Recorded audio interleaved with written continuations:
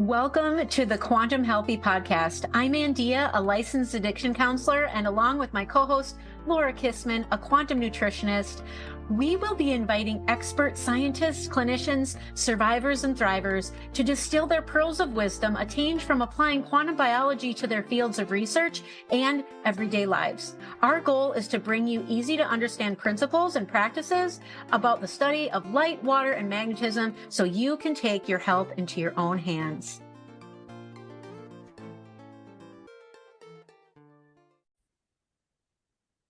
This episode is sponsored by VIVARAYS, the only eyewear company that truly understands your biology.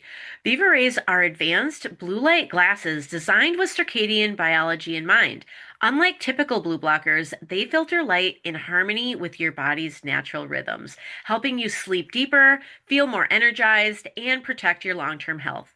We love companies that support biology-backed wellness, and VIVARAYS is leading the way.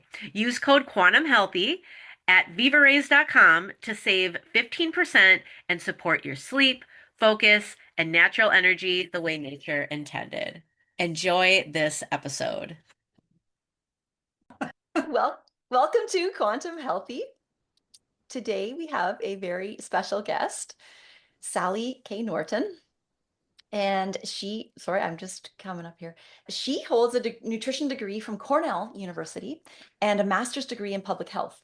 Her path to becoming a leading expert on dietary oxalate includes a prior career working at major medical schools in medical education and public health research.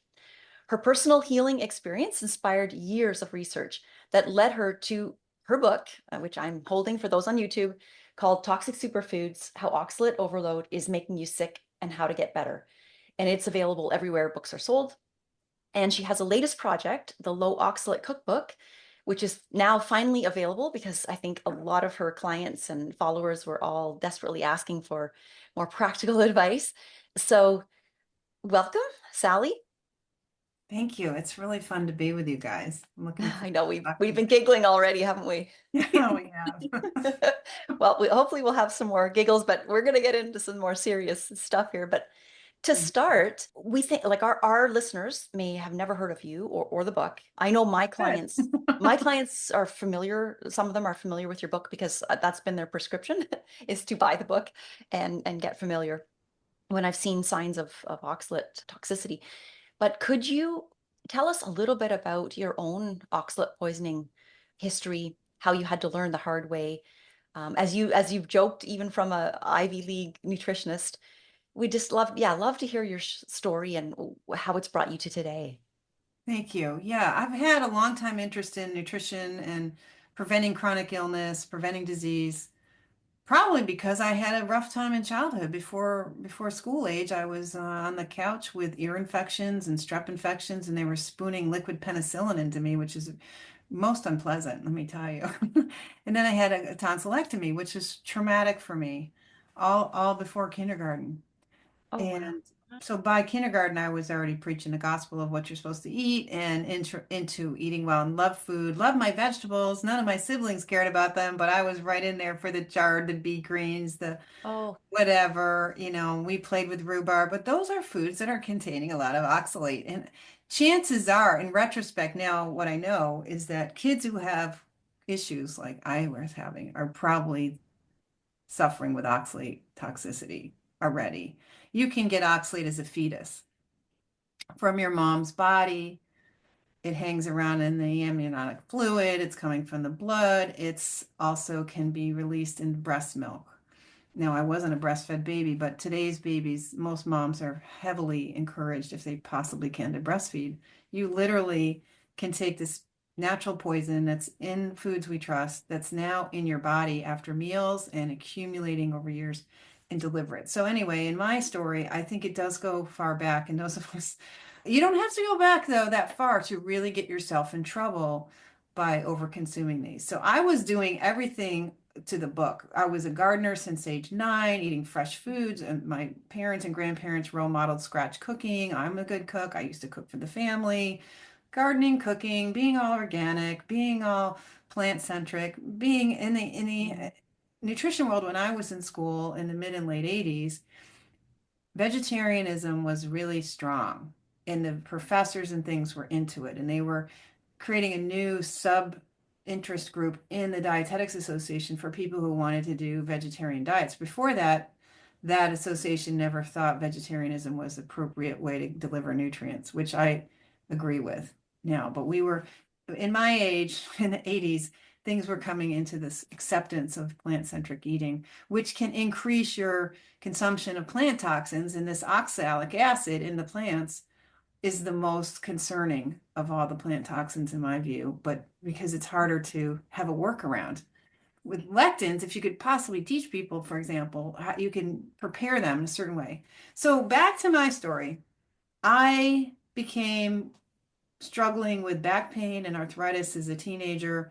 During my 20s, I had a tremendous problem with inflammatory arthritis and problems with my feet.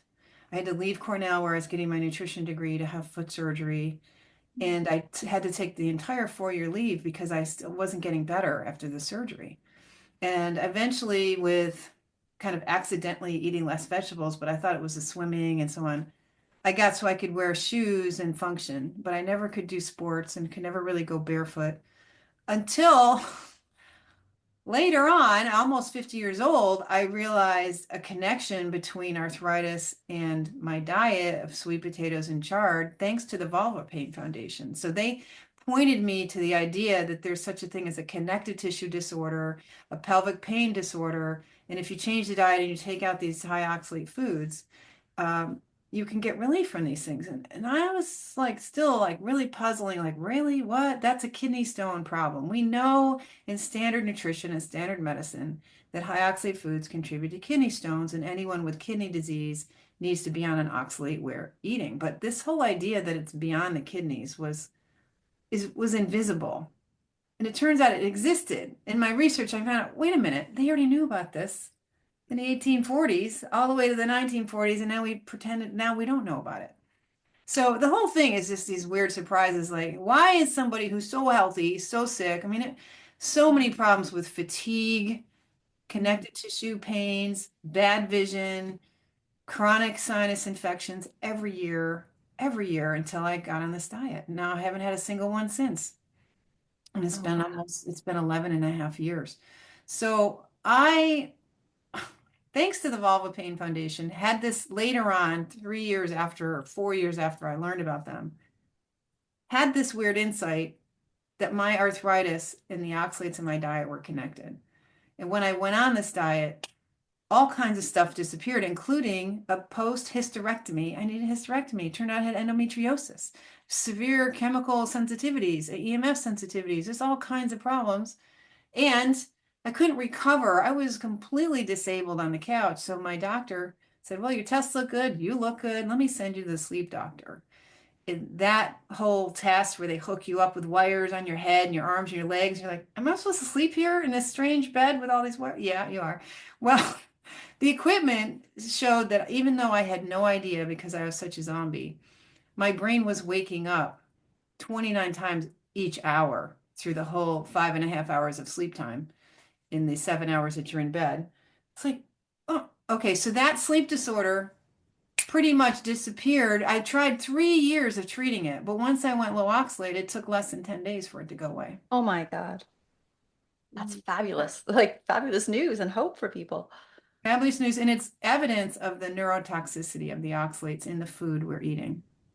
Wow. Wow. And that's a big lesson for me working with people, just how neurotoxic this is. It makes sense because nerves are the most delicate, sensitive tissues we have. They have to be very able to control their environment. They have to have enough energy to maintain their protective sheaths, the myelin.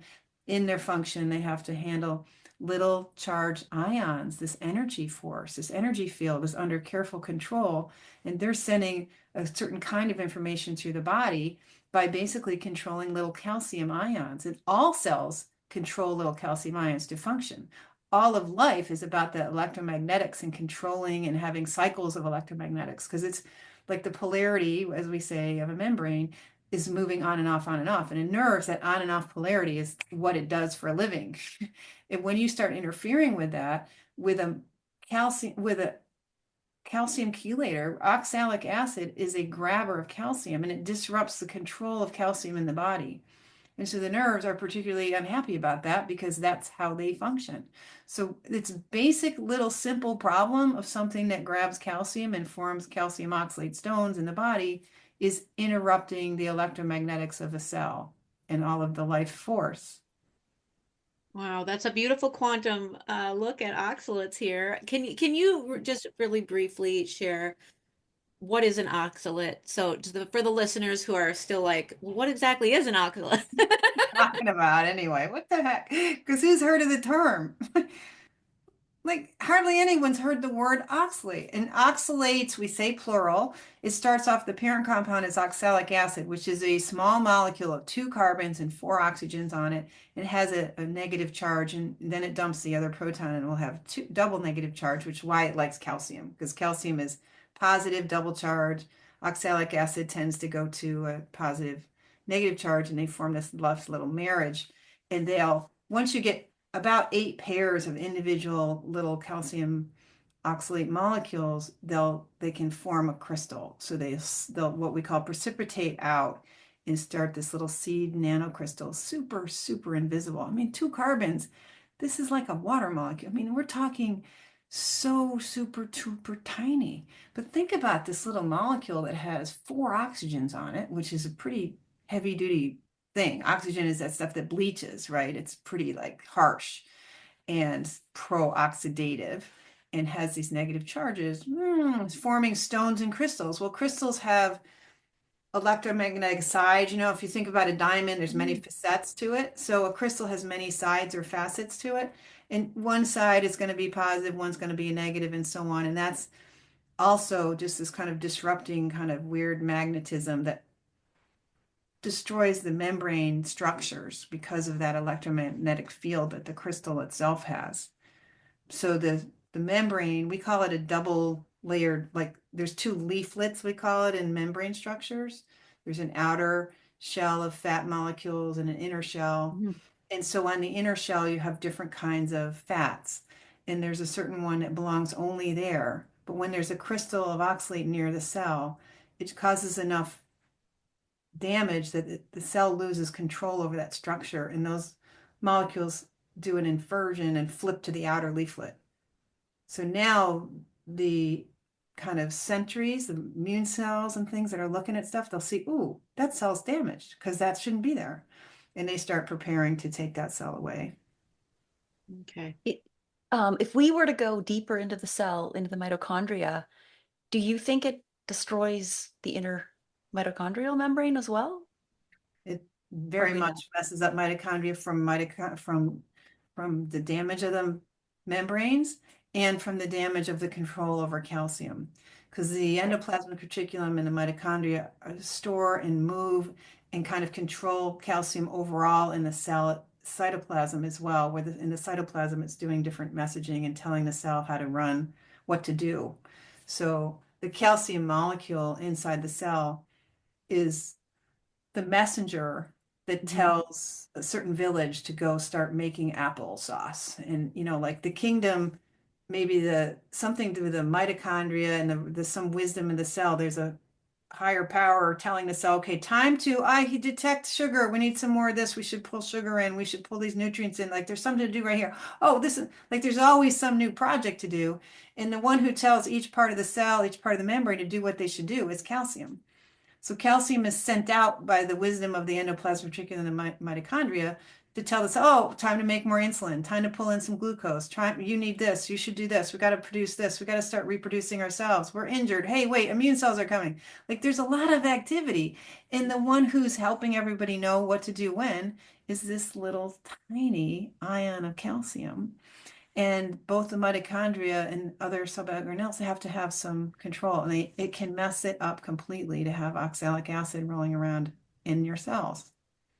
So is this the same calcium that Dr. Martin Pall talks about with calcium efflux with when we have oxidative stress and what we call non-native electromagnetic frequencies like our Wi-Fi and things like that disrupting calcium. They talk about But calcium. you can have this aberrant behavior in the movement of calcium in and out of cells. And it can flood, Right, you can get calcium flooding into a cell. And when that's happening, right. oxalate's going to follow calcium around and calcium follows oxalate around. So Oh, whenever wow. any, so you get one kind of stress and it's going to increase the stress of the oxalate. You have oxalate stress and it makes all those other things more stressful. So when you're poisoned, you tend to be much more sensitive to electromagnetic fields and chemicals, and any other stressor is really that much more toxic. But you have this silent toxic effects of constant exposure to oxalate that you would expect something that's poisonous, because this is not an allergy. This is a poison. So in our minds, a poison is something you accidentally ingest, gives you a stomach ache, you spit it out, you call the doctor, you get your stomach pumped, and you survive. Mhm. Acute, that's like an acute poisoning, or or you get sick for 3 days with a bug. But this is not working that way. This is happening so subtly that you don't notice anything, and you eat it breakfast, lunch, and dinner for years, and it's slowly, insidiously poisoning you. It's the perfect criminal because it's Oh my hidden gosh. in things we trust, like a Trojan horse, hiding there, being actually promoted as safe. You would never suspect it consciously. And even your whole body's wisdom, I think your ability to hear that, hey, this isn't good for you, goes away. The more poisoned you are, the less you can actually tune in to your own, wise kind of instinctual tendencies. Whereas a little baby will say no thanks to the spinach almost every time. That's one of Mhm. these classic high oxalate foods. Give a baby a bunch of Swiss chard and they'll be, oh, that's pretty. They'll rip it out and throw it on the floor. I'm not going to think of it as food. So You you, know, oh, go for ahead. I did an alkaline diet too many years. Thankfully, I learned about oxalates early enough that I changed all the greens in the diet. Like we would make these smoothies with avocado and cucumber, and then a source of greens. And I don't know if it was your work. It may have been your work back in 2015, but yeah, thank God I stopped the spin. But I did it for a bit, maybe for a year. So I already have that source. Then I got into medical medium diet where I was Uh, celery juicing in the morning. And guess what? I could barely make it to the bathroom after drinking this, down this big glass. And I finally quit it because my bladder was talking to me. I had to listen to my body and not listen to the mind control of this person who's, giving It's me so this. good that you're listening to your body. It's so good. But I'm Women worried. do Yeah, not. I'm worried that there's oxalates in Yeah, there. because your bladder is the pathway of oxalate out of the body.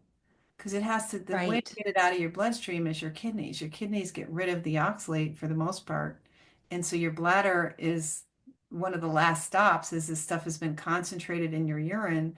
And you get so you're peeing out high oxalate urine and you start to destroy the bladder lining.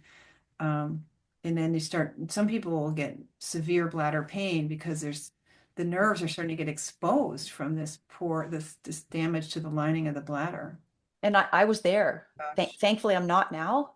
I've changed my diet and lifestyle dramatically. Yeah, but I doubled over in the kitchen and thinking, just breathing through the pain to think, how can I get to the bathroom? Because now it's not only do I just have pain, I have the urgency and also frequency on top of that, And and maybe nighttime arousals where you have to pee at night. yeah, it's over. Thank God. Yeah, Yeah, thank God. that's a Saw the light. classic. That's a classic sign of oxalate problems, is any of That's that it. frequent, urgent, overnight. Yeah. Mhm. And And I then know you get to people the are, point where you're leaking too. yeah, Right. people are going to be asking and thinking right now because you just mentioned kidney stones too. Does overeating oxalates cause kidney stones, or is there a relationship there? Can you speak to that? Right. So your classic kidney stone, about 80% of all kidney stones are made principally of calcium oxalate. You can't build a kidney stone if you don't provide the oxalate. And 75% of the oxalate that gets into your urine is coming from your diet or your vitamin C supplement. So yeah, if you don't eat oxalate, you can't build a kidney stone. You can't possibly come up with enough of the stuff to do it. Can Okay. you repeat what you said about the vitamin C supplement? Sorry. Yeah, because isn't that shocking? Right. So in the, say, Swiss chard, sweet potatoes and almonds and cashews and peanuts and turmeric and potatoes and sweet potatoes and bran and all these high oxalate foods that I talk about, that's why I call it toxic superfoods, because these are mostly Right. pretty and bright and promoted. That's the direct oxalic acid plus calcium oxalate crystals, which you don't absorb, but they abrade your digestive tract. So you get about 50% or more of the oxalate in your urine is coming straight from your potatoes, peanuts, and chocolate, and so on. And then another big chunk of it is coming from vitamin C fortification or vitamin C supplements because vitamin C naturally degenerates into oxalic acid. So the vitamin C gets into your cells, eyeballs, brain cells, wherever, and degenerates. Some of it will degenerate into oxalate. So you put oxalate into the cells in that way, and the body will try to get it out. And you can literally just get oxalate poisoning from too much vitamin C alone. Mm. And some Wow. people are doing since COVID, oh, I might as well have 10 or 12 grams of vitamin C a day. Pretty much just going to destroy your health. Isn't We it? had Morley Robbins on the podcast, and he very interesting. Learned a lot about copper deficiency, and in his root cause protocol, he recommends people stop all ascorbic acid and or any citrates. Which that's a question I have for you because I know there's some benefit to the citrates, but Very much so. yeah. So, but then he encourages people to take to eat to get vitamin C in a whole food form. But would that whole food form be I have acerola? Right. How Acerola is very concentrated and it might as well be a vitamin C supplement. It's so concentrated. So it's so really con about the amount. It's it's the about the mounting. amount. Um, Okay. there's the research, of course, isn't selecting people or feeding them acerola cherry, so, but it's pretty clear just from the biochemistry itself that even in a bottle, vitamin C can turn into oxalate. Like it doesn't even need enzymes to do it. It's both with enzymatic transformation and with just oxidation. Oxalate is the end oxidative product of the degeneration of vitamin C.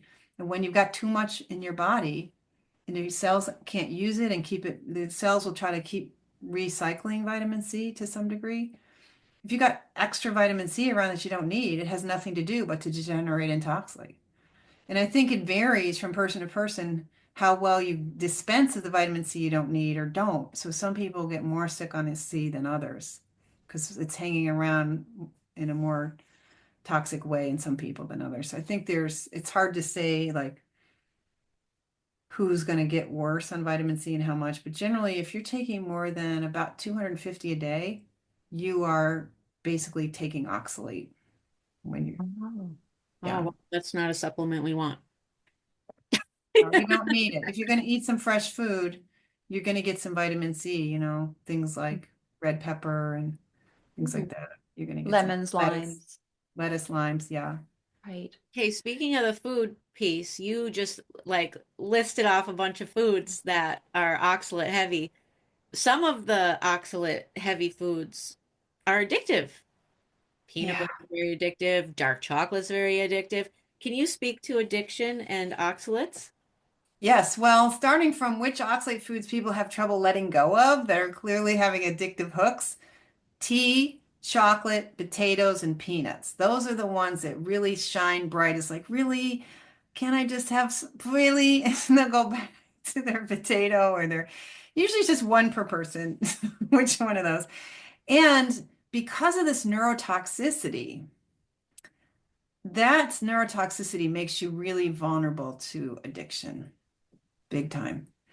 Yeah. It's really an addicted brain is starved for nutrients and is some form of toxicity. We're not, I think we're really quite free to be choice makers and be free to do the right things. But when you've got deficiencies and toxicity, it can show up as addiction. And we all have a degree of deficiency and toxicity, and oxalate does both. It makes your nerves toxic and it makes them deficient in calcium and potassium and all kinds of potentially B1 and B6 as well. So I'm super impressed with how getting rid of oxalates can really help people lift them into a better direction towards conquering addiction. It's Oh, amazing. Wow. Did you mention chocolate? You did, right, on that list? yep. Yeah, That was number two. chocolate, peanuts, Yeah. potatoes, and tea. Those are the ones that people are like really hooked on, it seems. Some people Yeah. can get any, you can get mentally so in love with something and so put so much power into it and give it the power of God. It could be your quinoa, it could be your chia bowl, it could be I anything. know. I Because you know. can infuse, you can give away your power to anything. And it also becomes habit, and then we get Yeah, lazy, right? We're like, oh, it's just easy for me to have the same breakfast every I day, love my so rut. Thank you very much. Leave me in my rut, please. yeah. And then, like, what if you, so caffeine, I actually quit caffeine. And Okay. a nice replacement for what I was like wanting in the morning was basically just something warm, right? So, what do I replace it with? Caffeine-free tea, like herbal tea, right? And you just said, tea's high in oxalates. No, but the Yeah. herbal teas have almost no oxalate at all. Oh, thank goodness. Yeah, it's Thank you. just black tea, decaf black tea. White tea is a type of black tea, by the way, and green teas, it's all the same. It's basically the camellia plant. So that plant produces oxalate, but something about the oxalates in the cinnamon and the other things are more crystalline or something and don't infuse out with just a 4-minute steep of tea. And so the teas except for ginger, which is a little medium high, and maybe one other one, Mm. all herbal teas are low oxalate.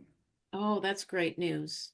Yeah, this isn't that hard a thing. Like 3 greens, go do all the lettuces and other greens. Do any other tea except the standard black tea, and you can still have that because you don't have to be zero oxalate. You just have to Right. like know some of these heavy hitters and quit making them staples and quit eating them as if they're like the main dish every day. Yeah, we were going to ask you about swaps and if you could just list kind of the, well, you just listed a couple, but like, what are the big ones for people?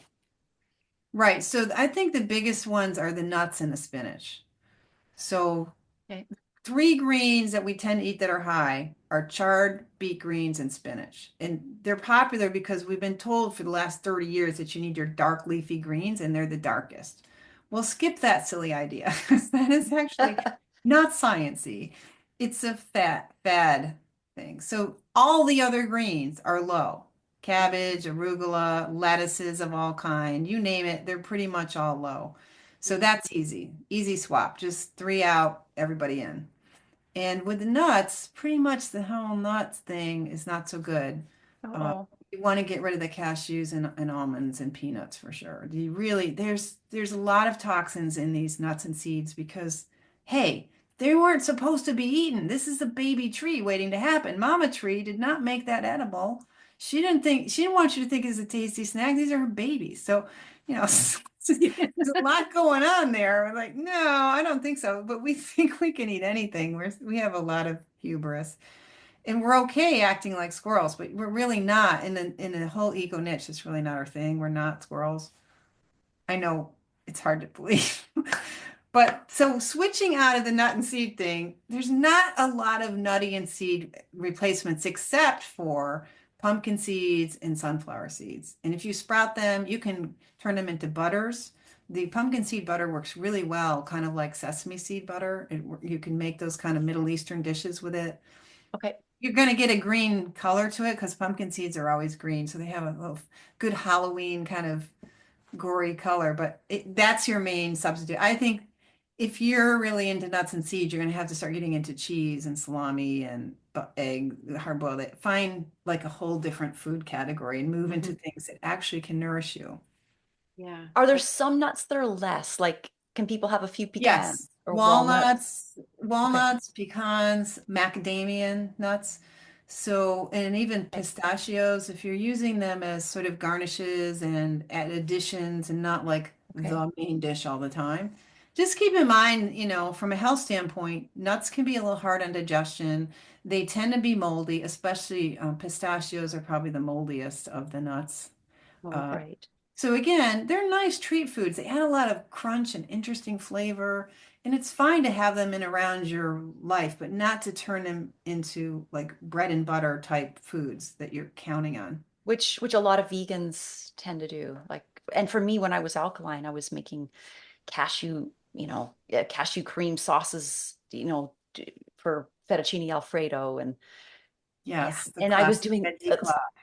Something I learned from you was I was making homemade almond milk, and the difference between homemade almond milk and the store-bought is dramatic, right? And I Like had a whole factor of 10. because and I Like got a I hundred had times higher. It's like, because you're yeah, actually using nuts to make a nice creamy solution. right, But in factories, they can add all these gums and goos and things and make it seem creamy with way less of the expensive ingredient. right, and add a few other ingredients in it, sometimes vegetable Give oils, it but that kind of body and that right. texture of milk, and then add back some calcium. And even though they add calcium back to it, people are, there's to some degree a high calcium meal or diet will lower the amount of oxalic acid that gets into your bloodstream. So you think, well, in the almond milk, there's not that many almonds and they're adding calcium. It's probably all canceled out and it's probably fine. You would think that, but it's not how it works at all. There has been reports in the medical literature of young children getting serious kidney damage from their parents giving them almond milk, Mm. Wow. commercial almond milk. You know, And it's ugh, really fascinating because we want to believe the calcium in it is helping, but it's not. yeah. So This, having milk chocolate or having a piece of cheese with dark chocolate, it's not helping or helping. Well, the milk chocolate's helpful because it has way less of the cacao powder, and that's where the Right. oxalates are. The oxalate doesn't stay in the fatty portion. So white chocolate, which is really just the cocoa butter, the fat portion of the cocoa, that has no oxalate at all. Remember, I said it has a charge on it, and even the crystals have charges on them. Well, Mhm. fats are no charge kind of molecules. So when you make vinegar, you can see the fat floating on top of when you make a salad Mhm. dressing, you see that separation of fat. And so when you're taking the fat out of, say, an almond or an olive, the oxalate is down in the water part, and you're taking the fat off the top when you're separating out oils. So when you're separating the oil from chocolate, you lose the oxalate. The oxalate is in the cocoa. So the powder brown stuff, the darker the chocolate, the more the oxalate in it. So if Okay. you move down to lower percentage and move to milk chocolate or start having white chocolate, then you're lowering your oxalate big time. But you're not really lowering it by drinking a glass of milk with it. You're probably getting, what's the number? The test, there's a couple tests, probably 40% less, almost half. You could reduce the amount maybe by 40%. So if you're gonna, let's say you're Okay. getting, just for ease of numbers, if you're getting 100 milligrams of oxalate from your chunk of chocolate, but you add enough calcium that's bioavailable enough to bind that, if we're lucky, it's going to lower it by 40%. So you'd end up effectively getting 60 milligrams instead of 100. So it's very helpful because it's reduced, but still 60 is a still rugged amount. So it depends on Mm. sort of the denominator. Like if it's just one square and you're also having cheese or milk with it, you're good to go. But if it's four squares, you Mhm. still may be getting enough that it's still a toxic enough level. Does that make sense? Yeah. this makes me think about people with food addiction, like myself. And like, I had no business being around nuts. Because you know how much that, like, the whole container would get eaten, right? And so Mm. you mentioned like if you're just using it as a garnish or what have you. And when we can address our food addictions, I like that alone is gonna, I mean, I'm talking about myself, for that alone lowered my oxalate for sure. Yeah, The right. consumption. Like, Yes. And sometimes it's only the one crazy food that we've got this over, obsession with that is really the problem. hmm It can be for me at the end, I was eating sweet potatoes every day and chard twice a week. It really was get those two foods out and quit adding an occasional kiwi. And that's all there was to it. But that was your favorite food, that was your way of getting butter and salt. That was a convenience because I could set it up in my delay oven at night at bedtime and have it for breakfast and have leftovers with lunch or dinner. It yeah. was super easy. It was my rut and it was delicious because I would cook it till it gets sugary and put plenty of butter and salt on it. It was like, and it seemed like when I would eat the sweet potatoes again, it didn't make me feel bad. In fact, I felt fine. You know why? I bet Laura knows why. I do know why, and that's one of my questions. I want to talk to you about dumping. You stopped the dumping? Is that You why? stopped the dumping. So dumping is this kind of pet term, but it's really about the body having to deaccumulate because when we're eating it, you grow up and you start having peanut butter and potatoes and chocolate. By the time you're one, they're giving you chocolate cake. And then, by the time you're two, you're having peanut butter and potatoes. And man, throw some tater tots or fries at a kid and they'll have so much fun. It's entertaining the adults. Like it's a thing. So you're over the years, because you've been eating this way since the dawn of your life, you've got oxalate crystals in your thyroid gland, your bones, your bone marrow, where you make the new blood cells. You've got it in critical tissues, including your eyes, brains, jaws, teeth, and other essential organs. And the body doesn't want it there, but it's there because you keep eating it every day, and there's no room in the bloodstream to have it go out and in at the same time. The bloodstream is kind of a one-way traffic. You got to have it going out or in, but if it's coming in from the diet, how do you get it to go out again? Because the body has to protect the blood. If you got too much oxalate in the blood, you'll have a heart attack or a stroke, or you'll blow out your kidneys. The rest of the body's not interested in any of those three occurrences. The shoulder joint is not interested in dead kidneys, heart attacks, or strokes because, hey, we need all those things to stay a shoulder. Otherwise, we're just rotting meat in the ground. So the body's smart. It knows to not, it's got to hold on to it. And so it's doing this to holding on. Now, when you stop eating it and the bloodstream is a little emptier, it's like, wait a minute, it's not coming in anymore. There's a little moment. There's an opportunity. There's a low level of oxalate in the bloodstream. Everybody knows about this. Like, this is good news. Well, if the tissues are all simultaneously celebrating this moment, turning on a whole new metabolism of deaccumulation, your thyroid gland, your bones, your bone marrow, your jaw, your teeth, your eyes, your sinuses are all like in the party of releasing oxalate back, mobilizing a toxin. So now you have a toxic waste site with workers coming in, all these immune cell workers coming in to dig up this stuff, just making a big mess. If you've ever been in a construction site, either a house being remodeled or a street being repaved, it's messy. And you're creating that kind of mess when you're ripping out your kitchen or you're ripping out your oxalate crystals out of your thyroid gland. And this is not good to live in this house that's being reconstructed. It's super toxic. That's what we're doing when we're ripping the oxalates away. Pardon? That's what we're doing when we're ripping the oxalates out. We're making a mess. We're repoisoning ourselves. So those old smoothies and the old, celery juice and the nut habit is being revisited all over again. That same toxin is as toxic going in. Oh, no, actually, it's more toxic going out than it was going in. It's worse on the way out because you've got to do this destruction. You have to have these immune cells sending cytokines and all this pro-inflammatory kind of chemistry that makes you feel bad, and it starts making you acidic because of all that. You're losing potassium, you're draining your system out of more calcium, you're already making yourself deficient in these minerals on the way in. Now you're using another set of them on the way out, and you can get into gout, you can have a heart attack, arrhythmias, hypertension, tooth pain, eye grit coming out, cloudy urine full of crystals. Like, it is not happy to be this deaccumulation process. So when I would go back and eat my sweet potatoes, then the traffic direction would change because now it's coming in again and the body's like, darn it, party's over, kids. Got to stop dumping it out of the tissues because here it comes again. So I'd eat my sweet potatoes and I'd go, the kind of oxalate that's in sweet potatoes doesn't bother me because when I eat sweet potatoes, I'm fine. See, I didn't understand it.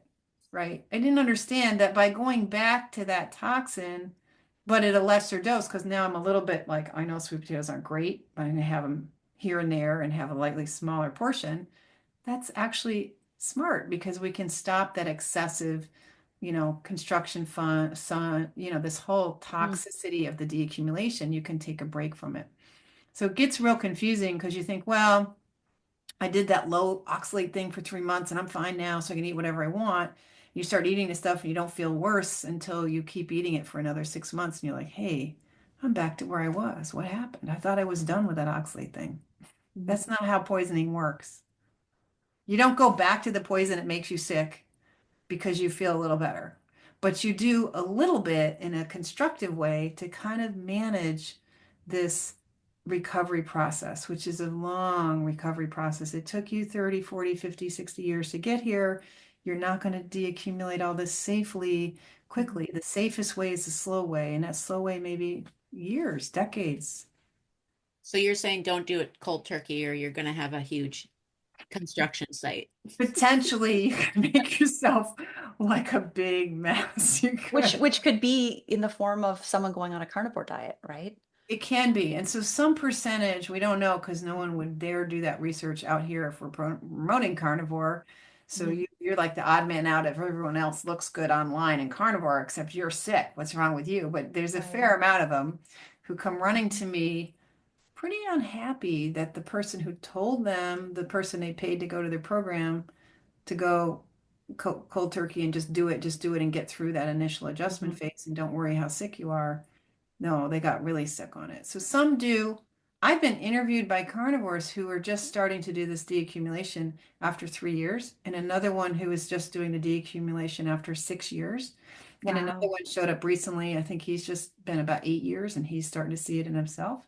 So it's real different for each person. Mhm. That's one thing I will say why I encourage your book. I'm like your biggest fan here, I guess, with this book, but because you really go into detail about oxalate dumping and because it's dangerous. If people, think, oh, I've got the solution, going on a low oxalate diet, extremely low oxalate diet, let's say, or a no oxalate diet, Yeah, where the it can carnivores be. know because it's all in the plant food. So when you're eating just meat, you're getting zero. Exactly. Yeah, Right. but usually there's little chocolate and tea cheating in the carnivore land, which is good. Well, not the strict ones don't tend to, right? Yeah, but the Yeah. usual follower is like, oh, that's cool that you eat ribeye, salt, and nothing else, but I'm going to have a little chocolate treat Right.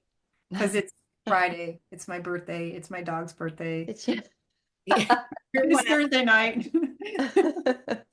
There's Oh. always some reason to do what you want, and you should do what you want. I don't think just saluting to someone's theory Mhm. is productive, really. You want to be in relationship with your body and your objectives and keep open-minded learning. Don't get too convinced that you've got all the answers because human beings don't have all the answers.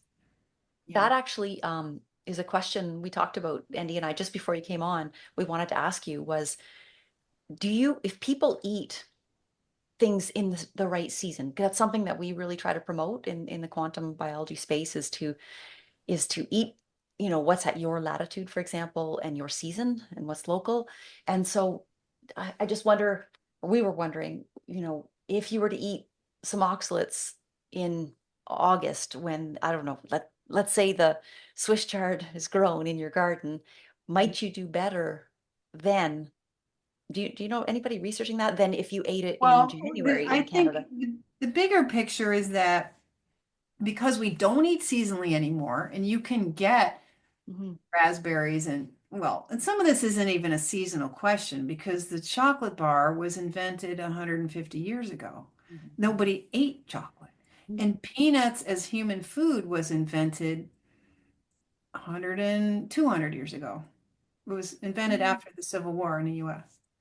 Really got going in That's right. around 1900. So no one ate peanuts. Like it just didn't happen, really. And that's true with so many foods. Like even the carrot didn't exist till the Renaissance. There was no such thing as an edible carrot. The wild carrot is completely inedible. So there's a bigger story here than just pretending there's seasons. Wait a minute. There's a whole novelty. If you take 600-year period, in the last 400 to 600 years, we've added tea in so many foods. The potato wasn't on the menu. The tea was, many of these foods weren't even on the menu. It's just, certainly you wouldn't be living on Swiss chard 600 years ago. You were too busy working to think 20 calories of Swiss chard was worth the effort. You had to burn wood for that. I mean, it takes a lot of resources to process fresh vegetables, and you didn't have a freezer. What are you gonna do with them? What are you gonna do with that? I mean, it's so much energy to cook when you don't have electricity. You're going to take down the woolly mammoth. You're going to set up a barbecue. You're going to have a party for a week, and you're not going to have that many sweet potato salads. You're not going to order out even for coleslaw. You're just going to have a good time on woolly mammoth meat. I told you we were going to giggle. Well, you just have to laugh at the absurdity. So I'm Right. kind of saying that question in itself is laced with lots of assumptions that you're supposed to eat the way you're eating at all, whether it's August or October or January. But the seasonality, what the seasonality does for us is that in the winter, particularly in northern latitudes where you have snow and ice on the ground, you are not eating broccoli and raspberries. Raspberries have a 2-week season. And so every winter you do that deaccumulation process. So you can only do so much damage in the 6 months that you were eating the oxalates, and then you've got your 4 months of wintertime at least, where at best Ah. you've got some ramps in the spring, and you're still living on squirrel and deer and eel and fish, and you're really kind of carnivore in the winter. And Mhm. so you can go real low every winter, and if every child and person was allowed to go 4 months on no oxalate, you could survive your 6 months of foolishness, right? And Mhm. that'd be fine. But you That, can only do so much of that. And if you're doing a chuck wagon out the west, if you're leaving Ohio and heading to California in a chuck wagon, you're hunting your way across the country. You don't carry a refrigerator. In yeah. 1883. Yeah, yeah. Yeah, no, eating seasonally, that's a huge plus when we Mhm. look at it through the lens of oxalates It because is. yeah, Really true. Yeah, That's thank why I you. wrote an article called Lost Seasonality and Overconsumption of Plants, Risking Oxalate Toxicity for a journal back mm, in 2015, I think it was published, or no, 2018 or something like that. If we okay. find it, Because we'll that was my first, like, wait a minute. And from an ancestral perspective, mhm. this is just it's one way we've really, modern life is getting us more and more in trouble with oxalate overload. Wow. Yeah. If we find that, we can put it in the show notes. Oh yeah, it's Or easy. Get it if you for you. sign that, yeah. Mhm. I know we're getting short on time, probably. Can we ask, there's a couple things, I have so many questions, but testing. I used to use Viome with my clients to test their microbiomes. And I was always looking for Oxalobacter, which is Oxalobacter formigens, this bacteria that's, my understanding is it helps to break down oxalates the best in the body. Yeah, it's obligated. It requires oxalate to survive. It needs oxalate. Oh, so, okay, Pretty that's, much loves it. I don't know why anybody would grow up to love oxalate. What a horrible life that would be. Don't be reincarnated as one of those. so at the time, I just for myself personally, I think I found out I didn't have Oxalobacter, and I assumed it was because maybe I'd had antibiotics, in my Yeah, it's past. very sensitive to antibiotics. Right. So But I had, around by age 2, we tend to get it from playing in the dirt or whatever, but only about 70% of people ever get inoculated to begin with in life. And then oh, once we have antibiotics, it wipes it out. So very few people have that one in particular. Now there's lactobacilli and there's other things that can deconstruct oxalate in the colon, to okay. help with the body burden of oxalate and help the body excrete oxalate into the colon. It can be a path. In fact, those bacteria, because they like to eat it, they can tell the body, hey, give me some oxalate, give me some oxalate. Because the bacteria seem to have a certain amount of power to tell us how to live. They're busy Mm-hmm. helping, the body is trying to garden the bacteria. You've got to have a healthy gut in order to have a healthy microbiome. You can't force it on a sick body because it's really the body's the gardener that decides what grows as best it can, what grows in the body. A healthy body can help sort of select what bacteria ought to be thriving in the colon. So you Mm-hmm. can't just fix a microbiome. You have to have a healthy body because that's the gardener. And you can't have a deranged, absent gardener and have your garden grow correctly. You do need a gardener. So there's a lot of confusion about all that. The people several companies have tried to produce a probiotic that would restore some oxalate degrading potential in your microbiome. And the ones that have the most hope was a fairly new company that's working on a giant ecosystem, an ecosystem that can adapt to different changes in your diet from day to day and from season to season. And you really have to think about functional groups now. We used to like pick out our 10 favorite bacteria and say, we need those. But that does not work. They finally realizing that you need to Mm-hmm. think function and you need to categorize bacteria more by function than anything else and get the various functional groups defined and have those functions available and have some mix of those available. And hopefully you can correct the energy production in the cells of the gut. You can make the cells of the gut less sick so that they can control the oxygen level, and the colon should be anaerobic. and that they can put out the right mucus as part of feeding the microbiome that it's trying to create. So I don't know if that answers your question or not. Yeah, no, it does. And you see, we would go even further and try to get people to get their bellies in the sun in Hmm, the high UVB in the summer to help, Mhm. populate the microbiome. I don't know if you've, interesting. I have yeah. a little vitamin D lamp and a red heat lamp, and I've come to using them in the morning for like 15 minutes just to be in light every morning, just to sit in that kind of healing space. And Mhm. there's something to really the simplest things, Right. The like only, our relationship with the sun. Yes, like going Just yeah, outside with no glasses on in the morning to see sunrise is yeah, just the yeah. first thing. To remember to walk around blind when you're doing the walk. yeah, I like to naked walk around. eyes. And then of course, blocking all this blue light that we're in, all three of us are probably in front of screens way more than we even want. But yeah, It have been for most of our careers. I And know. at my age, at 61, that's a long time because really my generation, when I was at Cornell, we were the first ones to write our papers on Macintosh computers at the computer lab. Mhm, Was up late writing all my papers at the computer lab at Cornell. None of us were required to own computers yet mhm, before that. But then from that point forward, I got a typewriter for high school graduation. And then 2 years later, you didn't need it except for writing your resume or mhm. your cover letter for your resume. You didn't Yeah. I was the end of the typewriter era, so my whole adulthood I've been looking at these screens. Mhm. Yeah. And I here was in I the Air Force. I'm just behind you by 3 years, but oh, I was in the Air Force when we first got computers brought in into you NORAD. can remember it.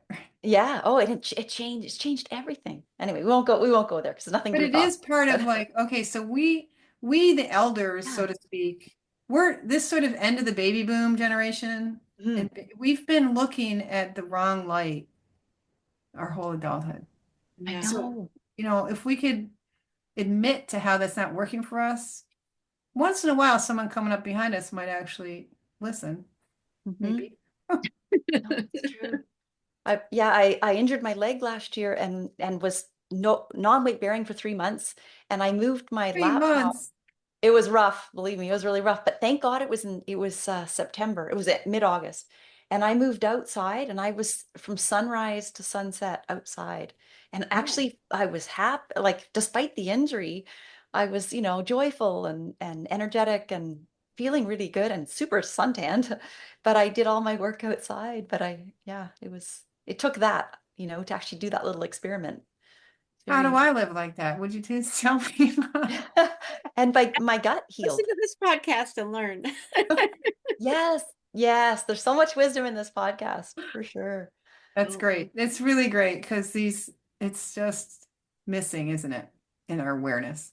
It mhm. is, yeah. And I think that's where we talked just ahead, about collaboration, and this Dr. Cruz told me personally about a week ago about how we've been so siloed, these different phys. And if you watch, he said the movie Oppenheimer, if you watch that movie, it showed how these scientists were all siloed and not talking to each other. And I think it's happening. People are more open to collaborating, and I think the more we collaborate and get different people with different theories all talking, I think I we're think all it's gonna. happening because we're willing to step outside the institutions that control our thinking and our Mm, behavior. There's too much, we're incentivized to not be creative in the institution, but out here in the online space where people are putting more stuff online and collaborating because of mhm. technology. I mean, this is really the upside of all this technology that has a dark side, is that That's we're right. connecting and collaborating quickly and things are moving and they're moving down here at a sort of a grassroots level because this is sort of wikiized what we're all doing with our channels and so on. And we're wikiizing our way into a rising awareness that's going to bring us some salvation. Because if we stick with the stuckness of tenure and turfism, I mean, you have to hide your research from your colleagues until after you publish. So you spend 10 years not collaborating. Oh my God, I never thought about that. Yeah, because it's competitive. You want to be the one who gets the credit for it, you see. It's all about the ego and your tenure and your status and your stature in the field. Yeah. And you've already committed your whole career to a certain idea, you're not going to let Sally come along and say, hey, that idea about those dark leafy greens being good for prevention, what if we backed off on that as a prevention message in nutrition? Do you think Mhm. anyone in the academies would collaborate with me on that? I've tried. They will Mm. cancel meetings rather than listen to the research that's available to them that I'm willing to highlight for their Mm. you can't And it's, your ego will get in the way of truth. but you, even you must need help with all, there's so much research to be done. Oh my gosh, we could thousands of us could be working on this. We really need to like refine the way we collect data and characterize this illness and start collecting it in clinics and be able to universally characterize this because it so shows up so individuality in the expression of who's sick and with what. You can be really, really sick with oxalate poisoning and only have neck pain. It's like, oh, my neck is driving Mhm. me crazy kind of Mhm. pain. Who would Mhm. suspect that's because you eat, chia bowls and almond snacks and you sneak your dark chocolate? Who would suspect that it's because you like Reese's peanut butter cups, that your neck is killing you and you're poisoning yourself? So you were saying, Laura, that you can identify it in your clients and you can see the oxalate Mhm. toxicity. Once you get it, once you understand it, it becomes obvious. Mhm. But the way we When you structure, do, when you look at their food diary, especially. yeah, exposure. Exposure's high, guaranteed with time there's going to be problems there. And even if they're silent, they're under the hood, right? Mhm. But And are they're some, interfering with any other healing. Any other health problem is going to stay a problem if you're silently poisoning yourself on your peanut butter. yeah, wow, right. Right? You can't keep eating a poison and heal something else. Even if the problem is something else, this stuff is enough to get in the way of healing. Are there some people though, like some lucky people that still have oxalobacter, for Yeah, example, I that think there can is. eat peanuts, every day, for example, and yeah, and You might get can't, you away? don't have any research to prove that. No, So right, there's no. no way you can claim you can wish for that and you can state it over and over again on your Instagram channel, but you can't prove it because most of your oxalate absorption is happening in the stomach and the upper small intestine. Within 40 minutes, you've poisoned your circulating immune cells. So even though later the colon will help pull it out of the bloodstream because you have oxalobacter, the damage is done. You've already got it in your vascular system. So yeah, it's the bacteria is going to help you remove it. And so you may not get as many accumulations, but in the meantime, you have chronic sinus infections every year and tooth pain, and you have yeast infections and bladder infections or whatever. You're compromising your ability to have a functioning immune system and potentially ruining the barrier function of your gut because you're eating crystals and acid that's harming the poor mucosal lining in your throat, stomach, intestines, and so on. The So you can leaky gut. dabble and pretend it's okay, but that doesn't make it true. And we don't have the science to say, oh, yeah, just if you don't have symptoms, eat whatever you want. People are saying that if you don't have kidney stones, eat whatever you want. That's a pretty dangerous attitude. If you met any of the people who come to me in my classes or my clients, you would realize how dangerous an attitude that is because some of us, our lives are practically over. It's so bad, Mhm. unfortunately. Mhm. And just the basic aging. Do you really want your teeth to fall out? Do you really want to have cavities or caps or implants? Do you really want to lose your vision and get osteoporosis and osteoarthritis and have failed joints and need joint replacement? And do you really want dialysis or diapers or any of those things? You potentially, if you do this, you can avoid a lot of that stuff. Mhm. Right. Oh, I don't know about Andeea, but so many people I know, their issues are all coming up, and it's going, oh my God, even more so than I knew before, just Yeah. from this interview. Oh, Wow. cool. Yeah, this is really great. So we always ask a signature question. So we're at the end here. We want to be respectful of your time. What does quantum healthy mean to you? Or through your lens, what does healthy mean to you? What would you wrap that up with? Well, ultimately, you want to be able to be who you're meant to be and express that in the world and really have the energy and the brain space and the functionality, physical well-being, which is also emotional well-being, to pursue who you are and be that creative force in the world that you're meant to be. And if you're sick, that's going to be hamstrung. And there's simple things you can do, like swap a few foods out, be aware that a more ancestral approach, kind of whole foods ancestral approach, which does include animal foods in the diet and does not include chia bowls, juicing, smoothies. None of that is ancestral. Picking out on these superfoods, dark chocolate, simple concept, really simple. Think old fashioned, sunshine, running, playing, joy, love. You really need to have a bit of fun. Endorphins and oxytocin and sunshine and not poisoning yourself. Sounds fun, doesn't it? Yes, what a wonderful way to close. Sally, let's just make sure we have all your offerings, how people can reach you. Can you tell us a little bit about that? The best way to find me is my website, which is Sally with a Y, K, middle initial, Norton, SallyKNorton.com. You can reach us there. You can email us there. You can find about group classes. I don't have the bait. I've got to get around to like embedding more YouTube stuff because I would love people to visit my YouTube channel. It has about 20 shorts and about 13 testimonials that are about 13 minutes apiece. And you can meet some people who've greatly suffered and who are greatly benefiting from doing this work. And you may get inspired, by a pilot or a kettlebell guy or some really fun people who care about you enough to share their story.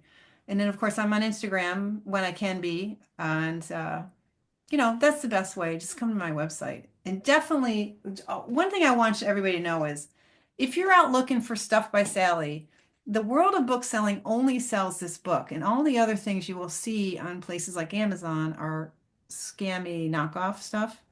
They might say they'll put my name on it. It's just this is all I got. Except if you go to my website, I've got the data companion, and Okay. this is only available on my website. You cannot get all this oxalate data in the book by me that's been vetted and carefully take 5 years unless you come to my website.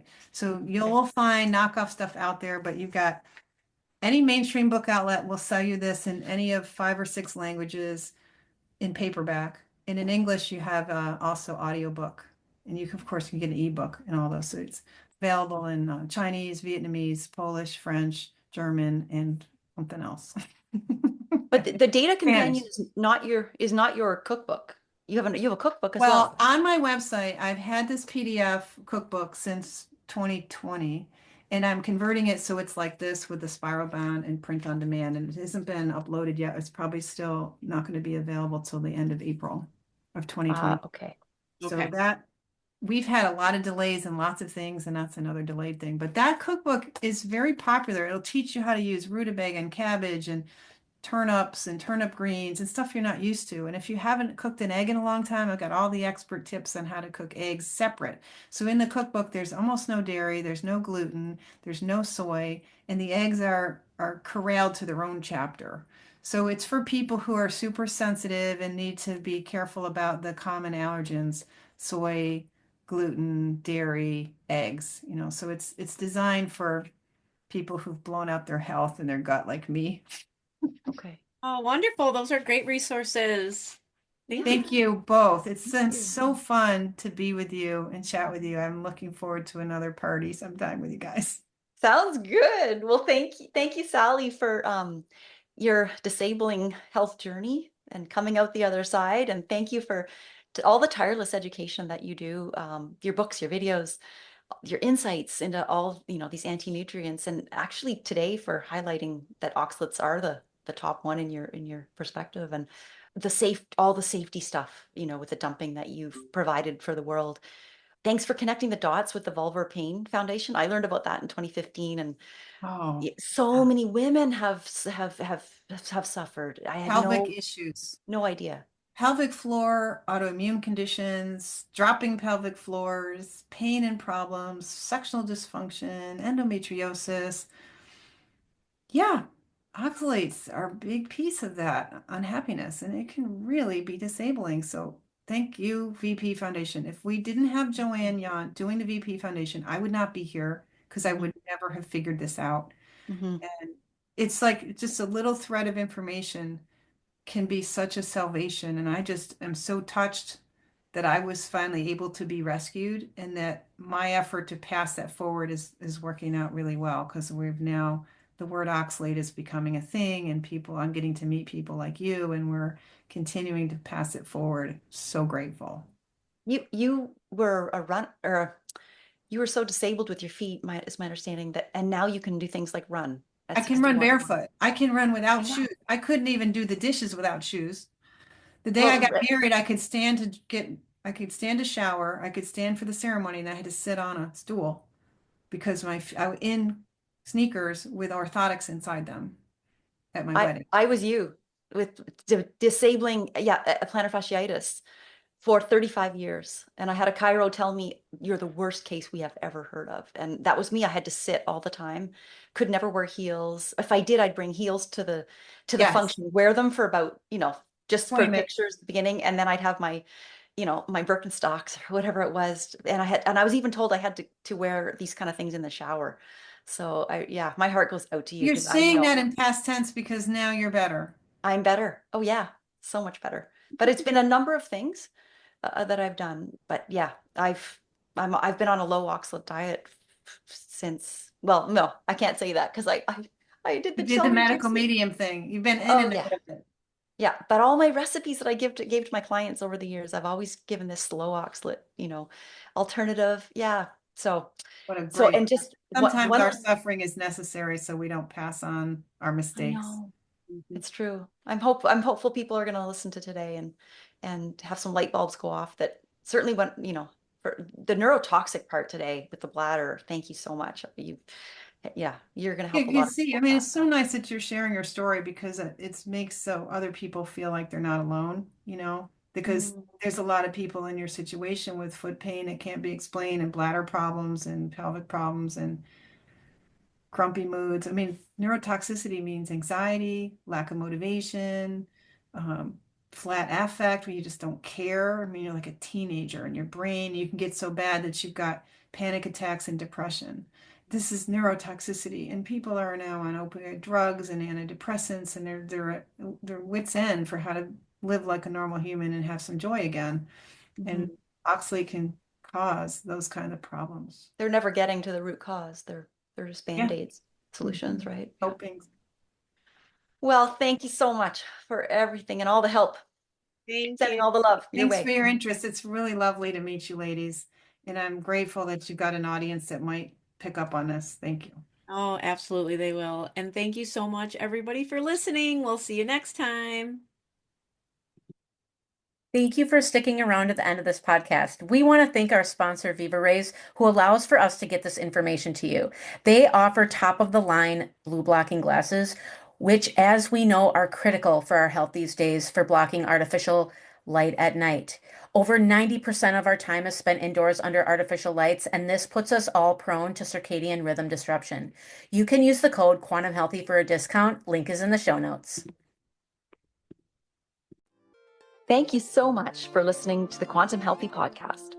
We hope you found some value in this information. And if you feel inspired, please share it and leave us a 5-star review. This will help us reach so many more people. If you want to connect with Laura, you can find her at laurakissmanwellness.com and Andeea at andeearay.com. Links are below in the show notes. Now, go find some sunlight and embrace your own quantum healthy.